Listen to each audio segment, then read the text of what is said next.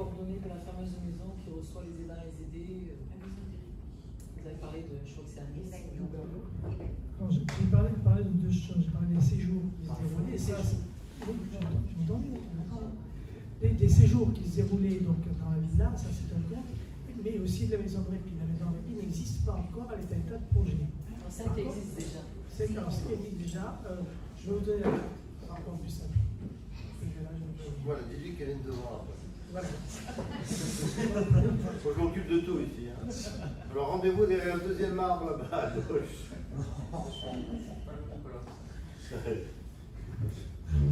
Alors, tu peux lui rendre le téléphone. Enfin, c'est lui l'animateur. Je sais pas si Qui veut parler? Question, madame qui m'a rendu mon téléphone. Voilà. Qui veut parler? Ah, il veut parler. Allez, alors, tu te lèves.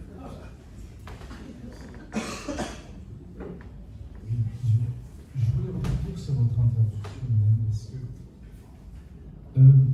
comment dire, la dimension non humaine de l'appel téléphonique est à prendre en considération. C'est un média qui sert à rentrer en contact. On ne parle pas, comme on s'expose sur les réseaux sociaux du reste, de la même façon au téléphone, mais vous l'avez bien repris à différents niveaux. Et ce qu'on remarque aussi dans la mise en scène de soi, de sa souffrance, c'est que certaines personnes, via des réseaux sociaux, inventent aussi un certain nombre d'histoires pour être entendues. Et donc, la grande difficulté de l'écoute, notamment par les numéros verts, et c'est pour ça que quand vous avez dit que vous avez eu beaucoup d'appels, mais que vous ne pouvez pas tout recevoir, c'est comment se fait, en dehors des formations que vous avez, cette dimension de se dire, ben voilà, peut-être que cette personne-là me raconte autre chose que la réalité qu'elle vit. Parce que sur les réseaux sociaux, notamment, on a beaucoup de mise en scène de soi et de personnes qui se donnent des identités qu'elles n'ont finalement pas. Voilà. Et le développement des numéros verts en France, qui a été une solution, y compris ministérielle, hein, pour beaucoup, hein, on a un problème, un numéro vert. Voilà. Tapez 1, tapez 2, tapez 3 si vous n'avez pas de répondant derrière. Donc c'est cette dimension de mise en scène de soi, de mise en scène de la souffrance qui m'intéresse beaucoup par ce niveau-là, parce que le téléphone a été le premier média, et notamment au travers des numéros verts, à permettre cette esthétisation particulière de la souffrance parmi nous. Alors, je suis tout à fait consciente de ça. Je répondrai que dans notre formation, on insiste sur le fait que finalement, le contenu n'est pas important. Nous ne sommes pas là pour nous régaler, j'allais dire, d'histoires que nous raconteraient des personnes. Nous sommes là simplement parce qu'apparemment, il est nécessaire pour elles d'appeler quelqu'un. Alors, est-ce pour se mettre en scène? Peut-être. Et très souvent dans nos groupes de partage, entre nous, on dit non, cette histoire-là, elle ne tient pas debout. C'est sûr que ce n'est pas vrai. Surtout et d'autant plus que les personnes qui se mettent en scène rappellent, c'est leur plaisir de se mettre en scène. Et là, on les repère, parce que malgré tout, à force de raconter la même histoire, et là, on a des gens qui souffrent, et ben, non, ils la racontent presque pour certains au mot près. C'est-à-dire qu'ils se régalent du scénario qu'ils ont mis en scène. Et on dit, ah, t'as eu la fille de je ne sais quoi. Oui, mais si on n'était pas là, qu'est-ce qu'il ferait? C'est quand même une souffrance, c'est quand même une anomalie psychique. Donc, si vous voulez, le contenu, pour nous, c'est la réalité, non, de l'appelant. Nous écoutons, on écoute l'homme qu'il y a derrière, on écoute la voix, on écoute l'angoisse qu'on sent dans la voix, on écoute le rythme. Ceux qui nous racontent des histoires, au bout d'un moment, peut-être parce que parce qu'à force d'écouter, on détecte des choses, on les détecte. Sûrement on se fait avoir. Les phonophiles, on appelle nous les phonophiles, les hommes qui nous appellent pour avoir une voix féminine au téléphone, simplement. Nous racontent des histoires, nous disent je suis tout seul, ma femme m'a quitté, est-ce que je peux vous parler de tout? Il est là. Alors là, il y en a un qui appelle souvent. Il est connu. alors là, si vous voulez, quand un homme dit à une écoutante, est-ce que je peux vraiment vous parler de tout? Vous avez l'écoutante qui se rétracte sur son téléphone et qui se dit oui, oui, oui. Ce qui est quand même aberrant parce qu'il arrive qu'on ait des appels vraiment d'hommes en détresse. Mais 3 fois sur 4, c'est ma femme m'a quitté, je suis tout seul, est-ce que vous comprenez? Je rêve d'une femme qui serait comme ci, comme ça. Et quand on est à la taille du bonnet de soutien-gorge, on dit écoutez, SOS Amitié n'est pas fait pour ça. Est-ce qu'il y a des hommes qui vous disent qu'ils sont heureux que leur femme soit partie?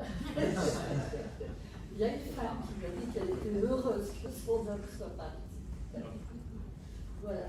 D'autres questions?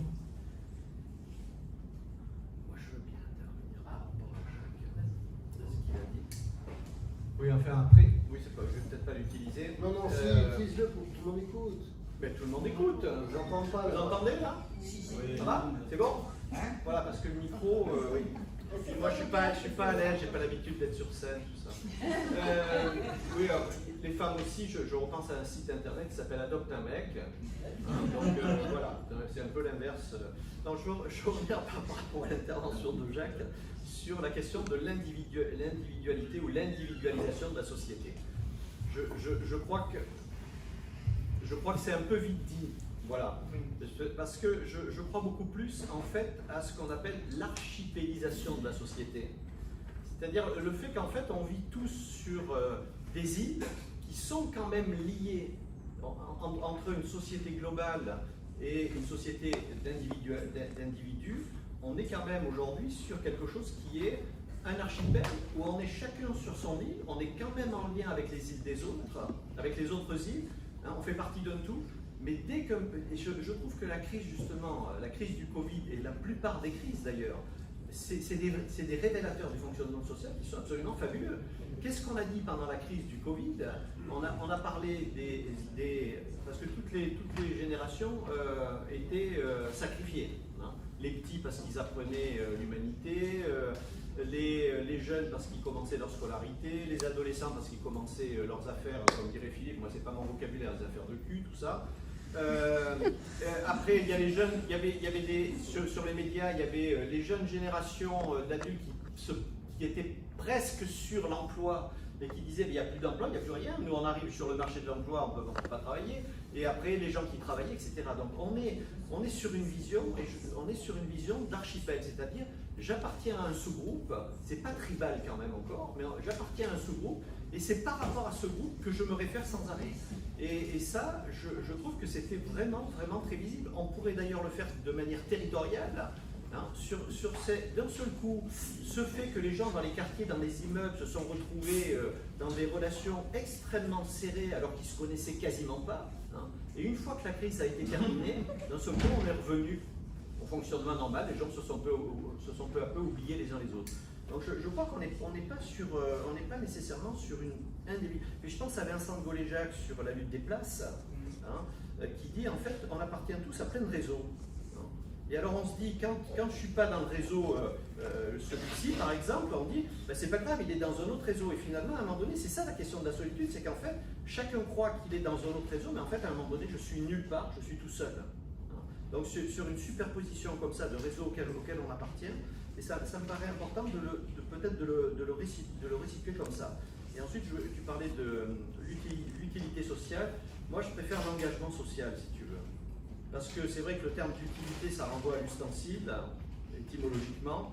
On est encore sur le monde des choses.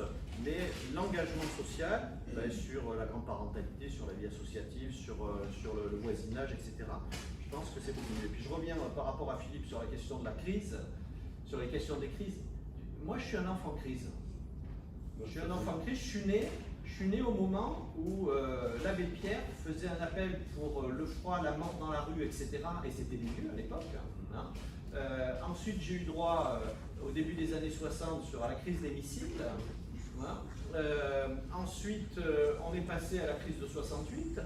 Ensuite, on est passé aux 2 crises pétrolières qui nous ont ouvert sur une crise permanente, ce qui est une absolue hérésie, une crise permanente, une crise de l'emploi, des crises économiques. Après, je peux t'en faire d'autres. La subprime, la crise économique mondiale, le SRAS, la vache folle, etc. Mais ce que je veux dire, c'est qu'aujourd'hui, tu ne peux plus analyser une situation simplement à travers une crise, parce que nous sommes toujours en crise. Ben oui, une crise. Il y a des crises plus violentes que d'autres. Moi, je suis un enfant de la guerre, moi. Mais t'as la guerre d'Algérie en 60.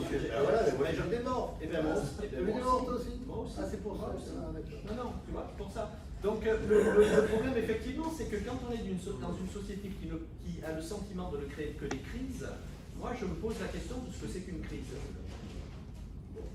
Et de ce que seraient les conséquences d'une crise. Aujourd'hui, on n'arrive pas à sortir de la crise Covid, d'abord parce qu'on est déjà rentré dans celle de l'Ukraine. On a oublié la crise, il y a 25 millions de petits poulets de volailles qui sont massacrés parce qu'on a une crise. On a l'autre crise aussi qui nous arrive avec le singe. Voilà. Donc le problème, si tu veux, c'est que le sentiment qu'on a, c'est qu'on est sans arrêt dans des situations de crise. Et donc on ne peut plus les analyser, nos crises. Ça, c'est comme l'histoire de la technique et de la technologie. Technologie, ça veut dire, on nous parle de technologie, ça veut dire que je serai dans l'étude de la technologie, de la technique. Technologos, ça veut dire ça. Et donc, on n'a pas de capacité à absorber quelque chose qui serait une représentation de la technique et de pouvoir l'analyser elle-même. Donc, moi, j'en ai marre de ces histoires de crise. C'est-à-dire, dès qu'il nous arrive quelque chose qui est de l'ordre d'un changement, hein, on l'analyse simplement comme une situation de crise. Eh non, ouais, non, mais ça marche pas. Ça marche pas. Pour toi. Le micro, c'est il y a un animateur, c'est bien. Je prends le micro parce que j'ai la voix un peu faible aujourd'hui. Je reviens sur les réactions que tu as eues. Moi, ce qui me semble, sur ce que j'ai voulu mettre en avant, et ce qui me semble important, c'est que dans les sociétés plus holistiques, c'est l'institution, c'est l'institué d'une certaine manière qui gouverne. Et on est dans un système hétéronome. On est gouverné par les règles globales, les règles sociales, et on subit. C'est pas forcément un avantage, comme toutes les sociétés, mais c'est une société dans laquelle l'individu n'a pas à se prendre en charge. Et donc, il y a une sorte de facilité. Voilà. Alors, ça peut être un trompe-l'œil, hein, bien évidemment, il n'y a pas de souci là-dessus. Et sur la question de l'utilité sociale, moi je pense que quand tu parles de l'engagement, hein, c'est ça, l'engagement social, tu parles du point de vue de celui qui regarde la situation. Mais moi je parle du point de vue de celui qui subit cette situation et qui dit « je ne sers à rien, je n'ai plus d'utilité, je ne suis utile à plus personne ». Et ça, c'est les propos de personnes âgées qui... Alors, c'est là où j'ai parlé de l'utilité sociale. J'aurais pu dire le sentiment d'inutilité, enfin, c'est un peu dit comme ça d'ailleurs, le sentiment d'être inutile, le sentiment, voilà. Et je suis d'accord avec la métaphore de l'archipel. C'est une image qui correspond tout à fait à l'évolution de nos sociétés. En revanche, ces liens-là, ils doivent tout le temps être contractualisés. C'est-à-dire qu'on responsabilise beaucoup plus en mettant devant la scène l'individu, mais charge à lui de se dépatouiller. Et on l'a vu par exemple avec la crise Covid, les réactions qui ont été celles de beaucoup de gens aux annonces faites par le conseil scientifique, par les politiques. C'était le matin une information, l'après-midi la contre-information, et ainsi de suite. Et du coup, tout le monde était perdu. Il y aurait eu, alors bien sûr, je suis pas pour Poutine, pour les dictateurs africains ou autres, hein, on est bien d'accord, ou sud-américains, mais quand la société décide d'une posture, On n'a pas à discuter, on n'est pas libre, on n'a aucune liberté. Mais c'est homogène. C'est homogène. Je ne sais pas si c'est clair comme je dis les choses. Le sujet est protégé d'avoir des décisions à prendre. Oui, mais en même temps, on sait... C'est ce qui nous amène des dictatures d'ailleurs, quand, Oui. quand les gens sont complètement paumés dans une société individualiste. Mais je pense qu'on est passé près, si tu veux, symboliquement, d'une dictature, dans la mesure où on s'est retrouvé avec un pouvoir partagé entre des scientifiques qui nous parlaient de la cellule, qui nous parlaient de la cellule, et des politiques, hein, sur une sorte, la définition, ce serait une oligarchie en fait. Oui. Voilà, du fait que deux pouvoirs ce sont une coalition de deux pouvoirs, voilà, de petits groupes de pouvoir, puisqu'il faut quand même se rappeler que sur la crise, c'est quand même un ou deux ministres plus le président de la République et non pas l'Assemblée nationale qui le représente normalement. Elle a été dessaisie du pouvoir de le représenter dans ce dispositif. Et on s'est retrouvé, on voit bien, même les médecins traitants, les médecins libéraux, les médecins hospitaliers ont été complètement dépossédés d'une certaine connaissance. On n'était pas sur une approche clinique. Ça fait quand même penser à Foucault. Foucault, quand il parle du bloc pouvoir, c'était ce qu'on a vécu. Mais qu'en pense la salle? Mais qu'en pense la salle? Vous êtes d'accord avec moi? Non, mais non, on va pas le micro, on va pas d'accord. Qu'en pense la salle? Alors moi, je voulais juste te dire que l'histoire, je suis d'accord avec moi et avec Jacques, sur l'histoire de l'utilité sociale, quand les gens se sentent rien, n'être plus rien. Bon, voilà, ça c'est le premier point. Le second point, c'est qu'il ne faut quand même pas oublier, parce que on est quand même des intellos, hein. Bon, moi je suis plus un praticien qu'un intello, mais il y a quand même le fait qu'on est quand même tous très inégaux, y compris dans une fratrie. Donc les gens réagissent différemment en fonction de leur capacité, de ce qui leur restait. Comme moi je dis, non mais absolument, absolument. Moi, je parle bien que de ma famille, de ce qu'il en reste, il reste plus que mon frère et moi. Mais au moment de la crise, machin, ma mère est en maison de retraite, on ne pouvait pas la voir. Moi, j'ai réagi ce qui me paraissait normal, en étant maître à bord, alors que mon frère, il était complotiste, le machin, le vaccin,